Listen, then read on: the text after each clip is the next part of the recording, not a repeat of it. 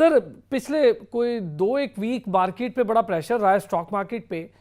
اس week میں دیکھ رہا ہوں اسٹاک مارکیٹ بڑی بہتر رہی ہے. ایک بار تو 600 پوائنٹس کا بھی اضافہ دیکھا گیا, دوبارہ 41,000 پلس ہوئی, 40,000 پر گئی تھی.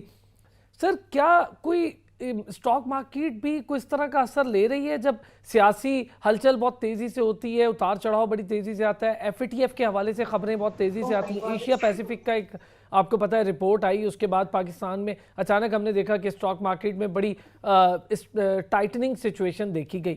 کیا وجہ ہے سر؟ جی بہت شکریہ ارسلان. اصل میں آپ کی جو اسٹاک مارکیٹ ہوتی ہے وہ تھوڑا سا کئی لوگ کہتے ہیں کہ وہ بیرومیٹر تو نہیں ہے آپ کی معیشت کا, لیکن کافی حد تک باتیں نظر بھی آتی ہیں, نظر نہیں بھی آتی ہیں. اب پاکستان کی اسٹاک مارکیٹ کی ذرا تھوڑی سی سچویشن اس طرح سے ہے, پہلے بھی آپ سے کئی دفعہ ڈسکس کیا ہے کہ بہت عرصے کے لیے چیزیں بیٹھی ہوئی تھیں, بہت دھیمی تھیں, اور ہمیں نظر آیا کہ پچھلے 7-8 مہینے کووڈ سے تھوڑا پہلے مارکیٹ نے اٹھنا شروع کیا اور والیومز بڑھنے شروع ہوئے. انفیکٹ کہ والیومز 500 ملین کو بھی کراس کر گئے تھے بہت ریسنٹ پاسٹ. جو اسٹاک مارکیٹ ہوتی ہے وہ بہت کچھ ریفلیکٹ کرتی ہے اور بہت ساری چیزوں کو مس بھی کر جاتی ہے. جیسے میں ہمیشہ آپ سے کہتا ہوں کہ اسٹاک مارکیٹ کا اپنا ایک سینٹیمنٹ ہوتا ہے. ابھی اس وقت جو سب سے مزے کی بات یہ والیوم ہے کہ والیوم جو ہے 250 ملین پلس ہے.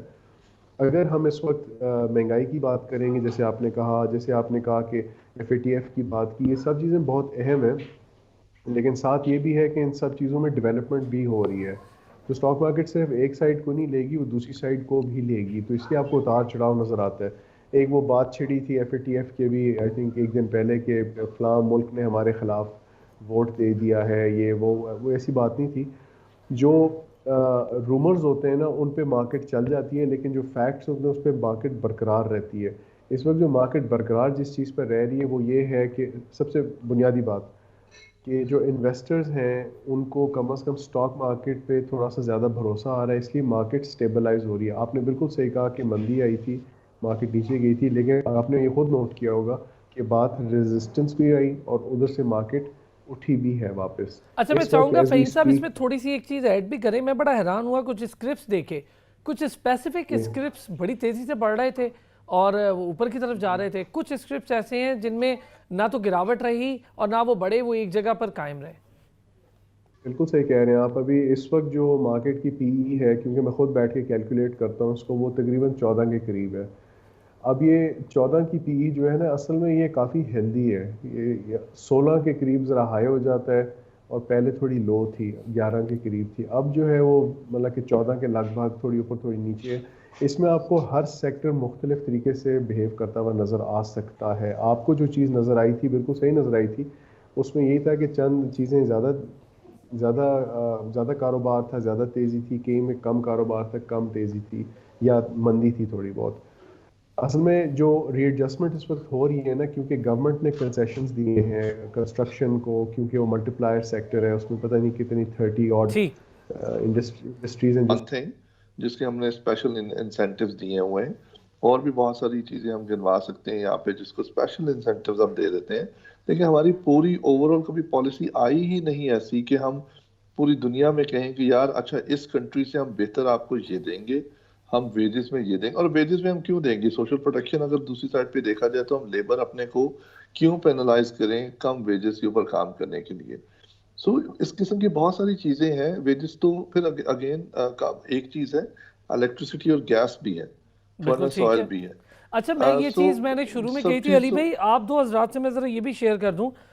میں وزارت توانائی کے توسط سے شیئر کر رہا ہوں. انہوں نے خود یہ بتایا کہ اس وقت پانی سے جو بجلی کی قیمت ہے 5 روپے 20 پیسے فی یونٹ ہے, آر ایل این جی سے 14 روپے 53 پیسے, ہائی سپیڈ ڈیزل سے 23 روپے اور 53 پیسے, اسی طرح کوئلے سے 14 روپے 93 پیسے, سولر سے 24 روپے, ونڈ پاور سے 30 روپے, اور سب سے مہنگی فرنس آئل سے جو کہ 37 سے 38 روپے میں بن رہی ہے.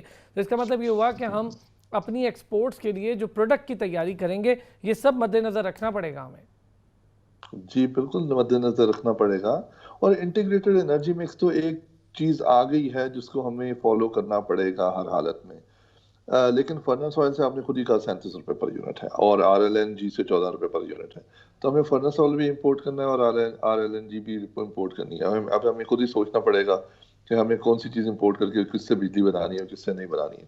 پانی ایک نیچرل ریسورس ہے تو بناؤ, نہیں ہے تو نہ بناؤ. اگر اس کی جگہ کوئی آلٹرنیٹو دیکھ سکتے ہیں تو آلٹرنیٹ دیکھ سکیں. دوسری بہت بڑی اس میں چیز یہ ہے کہ گیس کے ذخائر اگر ملنے شروع ہو جاتے ہیں ہمیں تو بہت اچھی بات ہے, اگر نہیں ملنے شروع ہوتے تو پھر اس کا کوئی نہ کوئی آلٹرنیٹو ہمیں دیکھنا پڑے گا, کیونکہ اس طرح نہیں چلے گا کہ جی ہماری جو یہ مین انپٹس ہیں ان کی کاسٹ بہت ہائی چلی جائے اور ہم پھر بھی سوچ رہے ہوں کہ ہماری ورلڈ کے اندر مارکیٹ جو پروڈکٹس ہیں وہ کمپیٹ کیوں نہیں کر رہی, نمبر ون, اور فورن ڈائریکٹ انویسٹمنٹ کیوں نہیں آ رہی.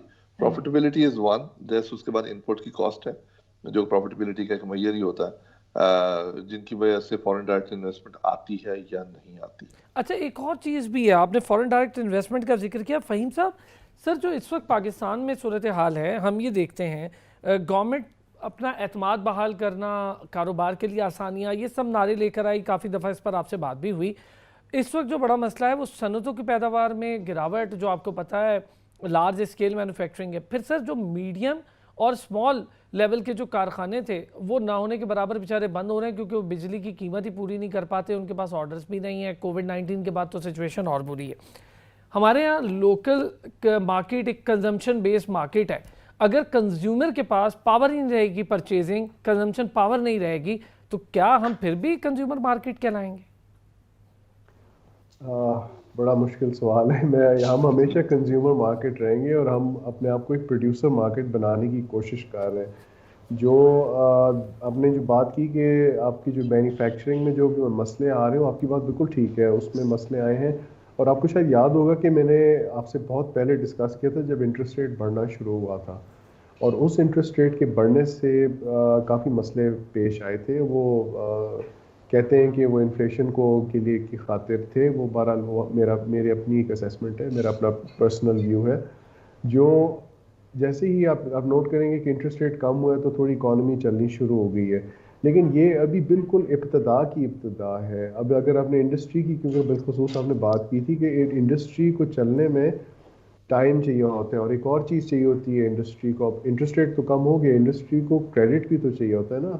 وہ کریڈٹ جب زیادہ تر اگر اویلیبل ہوگا تو پھر انڈسٹری اس میں زیادہ چل سکے گی. آپ نے پھر چھوٹے والوں کی بات کی, دیکھیں چھوٹے بزنسز کو بالکل ایک فرق پالیسی کے تحت اور سوچ کے تحت ہینڈل کرنا پڑتا ہے, کیونکہ ان کی ریکوائرمنٹس ہی کچھ اور ہوتی ہے اور ان کو پروٹیکشن بھی کسی اور قسم کی چاہیے ہوتی ہے. آ گیا صرف کووڈ نے تو پوری دنیا کو ہلا کے رکھ دی, اور ابھی آئی ایم ایف نے کہا ہے کہ جو ڈیولپڈ ملک خاص طور پہ ان کی ری باؤنڈ اتنا آسان نہیں ہوگا. وہ ابھی آئی ایم ایف نے پوری ایک رپورٹ ریلیز کی ہے کہ سر بے روزگاری کا کیا کریں گے فہیم صاحب؟ بے روزگاری بڑھ رہی ہے, لوگ احتجاج پر ہیں, کسان اتحاد آ جاتا ہے, تاجر آ جاتے ہیں, ریڈیو پاکستان کے ملازمین, اس سے پہلے نادرا کے. بے روزگاری کیسے کنٹرول ہوگی اگر لوگوں کو نکالتے رہیں گے؟ دونوں حضرات سے ایک چھوٹا سا سوال ہے اور شارٹ سا ہی میں چاہوں گا اس پہ کامنٹ کریں, پھر ہم آگے بھی بڑھیں. اچھا نہیں, دیکھیں بے روزگاری تب ہوگی کم جب آپ کی ملک میں ایکٹیویٹی بڑھے گی, اور ایکٹیویٹی تب بڑھے گی جب آپ کی میں بالکل کیٹیگوریکلی کہہ دینا چاہتا ہوں انٹرسٹ ریٹ آپ کے سلو ہوں گے, آپ کے اکنامک ایریاز میں کوئی دہشت گردی نہیں ہونی چاہیے, آپ کے کریڈٹ تھوڑا آسانی سے مل جائے, آپ کے جو کانٹریکٹ انفورسمنٹ ہے وہ یعنی کہ جس چیز پہ معاہدہ کیا جاتا ہے اس کی انفورسمنٹ پہ تھوڑی توجہ دی جائے, اس چیز سے بہتری آئے گی, اٹھنا شروع ہوتا ہے. میں یہی چیز علی کمال صاحب سے بھی, فہیم صاحب, علی کمال صاحب سر. جب فہیم صاحب نے وہ کہتے ہیں نا ہٹ آن دا نیل, وہ جو کانٹریکٹ انفورسمنٹ کی بات کی ہے نا وہ بڑی امپورٹنٹ ہے. ہم اسے پراپرٹی رائٹس بھی کہتے ہیں کہ پراپرٹی رائٹس بڑے سیکیور ہونے چاہیے. یہ بہت امپورٹنٹ ہے, بہت زیادہ امپورٹنٹ, چاہے تھرڈ پارٹی انفورسمنٹ سے کریں یا نہ کریں جس طرح بھی ہے. دوسری چیز ارسلان بڑی سمپل سی ہے, میں کافی فورمز پہ کہہ چکا ہوں, مجھے آگے سے کافی